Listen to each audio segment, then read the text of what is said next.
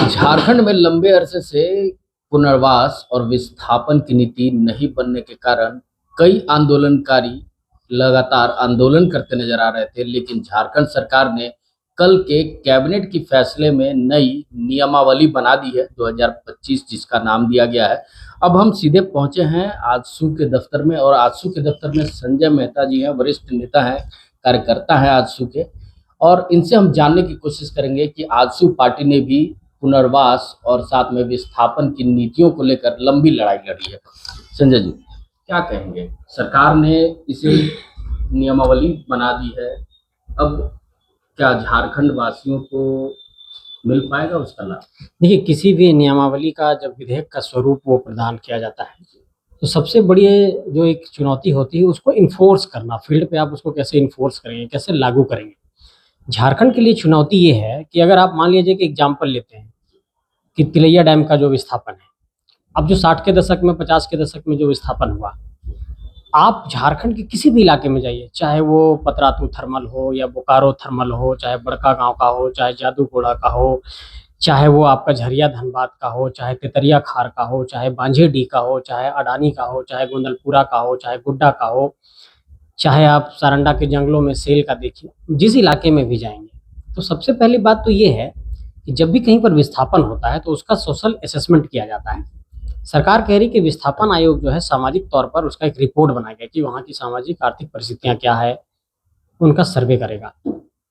मेरा कहना है कि आयोग के पास दो शक्तियां बड़े व्यापक तौर पर होनी चाहिए कि वो कम से कम एक ट्रिब्यूनल की तरह काम करे, उसके पास कुछ हल्का जुडिशियल पावर होना चाहिए, क्योंकि आयोग किसी को तलब कर सके, आयोग किसी को बुला सके। आयोग के पास इतनी शक्ति होनी चाहिए कि हमने अगर कह दिया एनटीपीसी और अडानी को कि आपको आयोग के समक्ष आना होगा और ये रिपोर्ट प्रस्तुत करना होगा कि जो आपने कहा था कि आरएनआर की पॉलिसी हम लागू करेंगे। सबसे पहली बात ये समझने की जरूरत है कि जब भी कहीं विस्थापन होता है तो उसमें आरएनआर पॉलिसी का जिक्र है, रिहेबिलिटेशन और रीसेटलमेंट का। और आरएनआर पॉलिसी लागू करनी है इस बेसिस पे कि आपने जो सोशल असेसमेंट किया कि आपके वहां पर परियोजना लगने से कितना प्रदूषण फैलेगा, आप ट्रांसपोर्टिंग करेंगे तो क्या नुकसान होगा, पर्यावरण को कितना नुकसान है, खेती बाड़ी को कितना नुकसान है, वहाँ के रोजगार को कितना नुकसान है, स्वास्थ्य व्यवस्था को कितना नुकसान है, शिक्षा को कितना नुकसान है। और इसके लिए ये भी तय किया गया कि सीएसआर के तहत कंपनियां काम भी करेंगी। ना ये सीएसआर के तहत काम कर रहे हैं, ना इन्होंने पुनर्वास लागू किया है, ना आरएनआर की पॉलिसी लागू हुई है, और ना सोशल असेसमेंट सही से हुआ है। और ग्राम सभा कई जगहों पर फर्जी करके जमीन ले लिया गया। तो बहुत ही सूक्ष्मता से, गंभीरता से ऐसे पहल की हम लोग बिल्कुल चाहते थे कि झारखंड में ऐसा हो। सरकार ने प्रयास किया, बहुत अच्छी बात है, लेकिन हम कहते हैं इसकी गहराई में जाना होगा, कंपनियों की चालाकी को समझना होगा। देखिए, सरकार ने अभी कंपनियों से कहा कि आपने जो विस्थापित किया है लोगों को, तो निजी क्षेत्र में आप वहाँ के स्थानीय लोगों को रिजर्वेशन देंगे 75% में, और आउटसोर्सिंग में भी 75% रिजर्वेशन देंगे। ये जो कंपनियां लगाई हैं प्रोजेक्ट्स, ये कितने चालाक हैं कि सरकार के खिलाफ ये लोग हाईकोर्ट में चले गए और कहने लगे कि नहीं, हम तो 75% नहीं देंगे। आपकी जमीन पर उद्योग लगाया, आपने उसको जमीन दिया, आपके यहाँ पर वो आकर के ट्रांसपोर्टिंग कर रहे हैं, आपके यहाँ कोयला का खनन कर रहे हैं, और जब आप कहे कि 75% नौकरी देना होगा तो आपसे वो चैलेंज कर दी और कोर्ट चले गए। उनकी इतनी हिम्मत कैसे होती है? आप उनका गर्दन पकड़िए कि आपने ये प्रदूषण फैलाया है, आपके पास तो पॉल्यूशन कंट्रोल बोर्ड है। आप उसे ये कहिए कि आप पर्यावरण को नुकसान पहुंचा रहे हैं, आपसे कहिए कि पब्लिक के यूज का सड़क आप ट्रांसपोर्टिंग के लिए यूज कर रहे हैं। आप उनका गर्दन किसी दूसरे तरफ से पकड़ेंगे तो उनको ये हिम्मत नहीं होगी।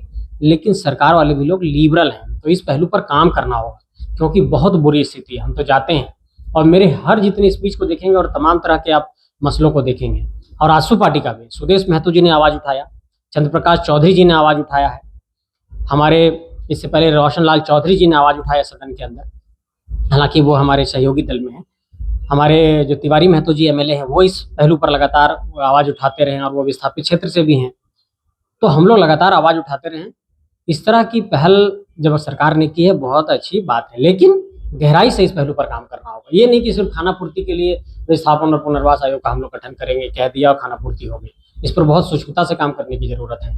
आज भी जो झारखंड के युवा है वो नीति नहीं बनने के कारण, या फिर विस्थापन की नीति हो या फिर कोई भी हो, उसको लेकर युवा राज्य से बाहर जा रहे हैं, भटकते नजर आ रहे हैं। सरकार को क्या पहल करनी चाहिए, मतलब दृढ़ता से काम करना पड़ेगा इस पे?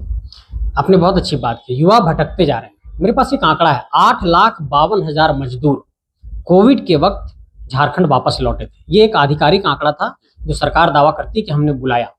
इससे और अधिक लोग जो नहीं आ पाए होंगे। ये 8,52,000 जो कोविड के वक्त वापस आए थे, ये वापस फिर अपने अपने क्षेत्रों में चले गए। और आज की तारीख में चाहे वो मिडिल ईस्ट की जितनी कंट्रियां हैं, अफ्रीकन कंट्रीज, वहां पर झारखंड के मजदूर जा रहे हैं। और भारत के दिल्ली, मुंबई और बेंगलोर और पटना और जहां भी जिस शहर में चले जाइए आप, आपको वहां तो झारखंड के मजदूर मिल नहीं मिल रहे हैं। मेरा कहना है इस पलायन को रोकने के लिए आप कोई पॉलिसी नहीं लेकर के आ पाए। आपने कंपनियों के लिए जो रूल बनाया वो कंपनी फॉलो नहीं किया, 75% का। आउटसोर्सिंग में 75% नहीं मिला। नियोजन नीति नहीं लागू हुई। स्थानीय नीति नहीं लागू हुई। पुनर्वास नीति नहीं लागू हुई। पंचायती राज को अधिकार नहीं मिल पाया। मेरा कहना है कि जहां पर भूमि अधिग्रहण हुआ वहां पर मुआवजा नहीं मिल पाया। आपका जितना भी नियुक्ति था उसका कैलेंडर फॉलो नहीं हो पाया। आप नगर निगम का चुनाव नहीं करा पाए। नगर निकाय के चुनाव को लेकर के हाईकोर्ट ने अलका तिवारी जी को बुलाया था, जो चीफ सेक्रेटरी हैं। तो ये लोग बार बार बहाना बना रहे हैं। ओबीसी को आरक्षण आप 27% नहीं दे पाए। पंचायत का चुनाव बिना ओबीसी आरक्षण के करा दिए। मेरा कहना है कि आप हर मोर्चे पर फेल हो जा रहे हैं। ये सिर्फ हम विपक्ष में हैं और हम सरकार पर आरोप लगा रहे हैं, ऐसा नहीं। मैं तथ्यात्मक बात कह रहा हूँ। जो बातें मैं कह रहा हूँ, सरकार हर मोर्चे पर फेल है। मैं फिर से गिनाता हूँ। स्थानीय नीति नहीं बनी, नियोजन नीति नहीं बनी, पुनर्वास नीति नहीं बनी, कैलेंडर फॉलो नहीं हुआ, ओबीसी को आरक्षण नहीं मिला, नगर निकाय चुनाव नहीं हुआ, पंचायत चुनाव बिना आपने ओबीसी आरक्षण के कराया, यहाँ के नौजवानों का पलायन नहीं रुका, 10 लाख रोजगार आपने नहीं दिया, सारे नियुक्ति में पारदर्शिता नहीं है, सब जगह पे पेपर लीक और तमाम तरह की चीजें आ रही। 26,001 जो टीचर सहायक आचार्य का जो मामला चल रहा है, आप लोग कवर कर रहे हैं। उनका डॉक्यूमेंट वेरिफिकेशन में दिक्कत आ रहा है। जेएसएससी की वैकेंसियां समय पर नहीं हो पा रही हैं। जेपीएससी विवादित हो जाता है। मेरा कहना है कि सरकार सिर्फ बैनर, पोस्टर और नैरेटिव और फ्लैक्स से नहीं चलता है, पीआर और ब्रांडिंग से नहीं चलता है।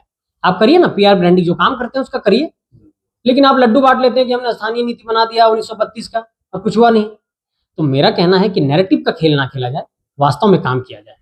अब क्या लगता है संजय जी कि सरकार ने नियमावली तो बना दी है विस्थापन की, तो ये धरातल पे आ पाएगा या फिर केवल ये पॉलिटिकल एजेंडा बन के रह जाएगा? एक बड़ी चुनौती है, क्योंकि जो कॉर्पोरेट लॉबी है यहाँ की, वो कॉर्पोरेट लॉबी जो है वो कभी नहीं चाहती कि इस तरह की चीज़ों पर काम हो।